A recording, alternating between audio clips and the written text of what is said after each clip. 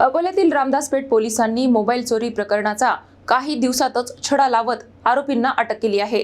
या कारवाईत 2 मोबाईल आणि ऑटो असा एकूण 1,80,000 रुपयांचा मुद्देमाल जप्त करण्यात आला आहे। अकोला शहरातील रामदासपेठ पोलीस ठाण्याच्या हद्दीत घडलेल्या मोबाईल चोरी प्रकरणाचा पोलिसांनी वेगाने तपास करत आरोपीला अटक केली आहे। फिर्यादी रामभवन यादव हे आपल्या भावासह खरेदीसाठी माळीपुरा चौकात आले असताना एका ऑटो चालकाने त्यांच्या जवळील 2 मोबाईल चोरी करून पळ काढला होता। या प्रकरणी 1 एप्रिल 2026 रोजी गुन्हा दाखल करण्यात आला होता। पोलिसांनी तांत्रिक माहिती आणि गुप्त बातमीदाराच्या मदतीने आरोपीचा माग काढत सुधीर दिलीप चांदूरकर याला ताब्यात घेतले। चौकशीत त्याने गुन्ह्याची कबुली दिली।